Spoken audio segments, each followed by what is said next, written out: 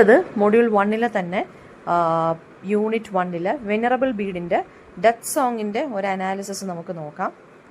അപ്പോൾ most famous short poems ആണ് venerable ബീഡിൻ്റെ ഈ ഡെത്ത് സോങ് എന്ന് പറയുന്നത്. അപ്പോൾ അതിനെ ബീഡ്സ് ഡെത്ത് സോങ് എന്നാണ് അറിയപ്പെടുന്നത്. ഏർലിയസ്റ്റ് സർവൈവിങ് ഓൾഡ് ഇംഗ്ലീഷ് പോമാണ് ഈ ഒരു death song. Christian meditation on mortality, അതുപോലെ തന്നെ ആഫ്റ്റർ ലൈഫ്, ഇതിനെക്കുറിച്ചാണ് ഈ പോം റിഫ്ലക്റ്റ് ചെയ്യുന്നത്. ഇപ്പോൾ മോഡേൺ ഇംഗ്ലീഷിൻ്റെ ഒരു നമ്മുടെ ആ ലിങ്കിനകത്ത് ടച്ച് ചെയ്യുമ്പോൾ നമുക്ക് ഇതിൻ്റെ ഒരു ഓൾഡ് ഇംഗ്ലീഷിൻ്റെ ഒരു വേർഷനും ഉണ്ട്, പിന്നെ അതിൻ്റെ ട്രാൻസ്ലേറ്റഡ് ആയിട്ടുള്ള മോഡേൺ ഇംഗ്ലീഷ് വേർഷനും ഉണ്ട്. So the modern English version is like this: before the unavoidable journey there no one becomes wiser in thought than him who by need ponders before his going hence what good and evil within his soul after his day of death will be judged. After ലൈഫിനെ കുറിച്ചും human ബീങ്സിൻ്റെ മോർട്ടാലിറ്റിയെ കുറിച്ചുമാണ്, അതായത് ഡെത്തിനെ കുറിച്ചുമാണ് അത് പറയുന്നത്. Line by line analysis നമുക്ക് നോക്കാം. Before the unavoidable journey there, unavoidable journey here refers to ഡെത്തിനെ കുറിച്ചാണ് പറയുന്നത്.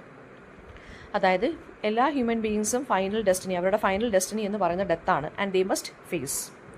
പോയിറ്റ് സ്ട്രെസ് ചെയ്യുന്നത് no one can escape death എന്നാണ്. അതാണ് അതിൻ്റെ അൾട്ടിമേറ്റ് ജേർണി എന്ന് പറയുന്നത്.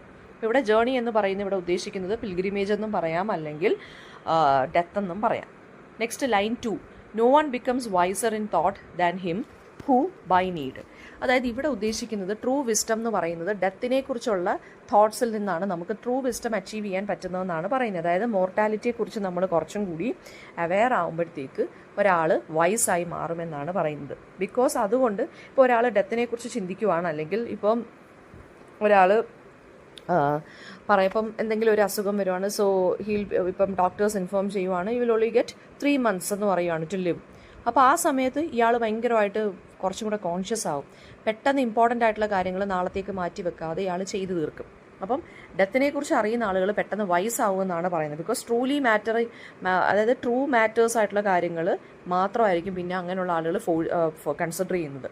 പിന്നെ ബൈ നീഡ് എന്ന് വെച്ചാൽ ഇവിടെ ഉദ്ദേശിക്കുന്ന ഡെത്ത് എന്ന് പറയുന്നത് ഒരു ഇന്നവിറ്റബിൾ ആയിട്ടുള്ള നെസസിറ്റിയാണ്, അതൊരു ചോയ്സ് അല്ല. Ponders before his going hence.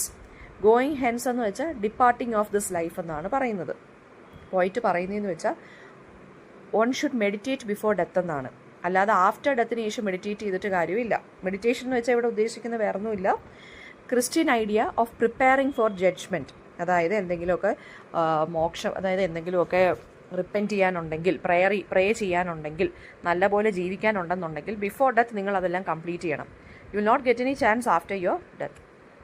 What good and evil within his soul, line 4. എല്ലാ പേഴ്സണും അവരുടെ മനസ്സ്, അവർ ചെയ്യുന്ന ആക്ടിവിറ്റീസ്, കോൺഷ്യൻസും ഡീഡ്സും എല്ലാം അവർ എക്സാമിൻ ചെയ്യണം.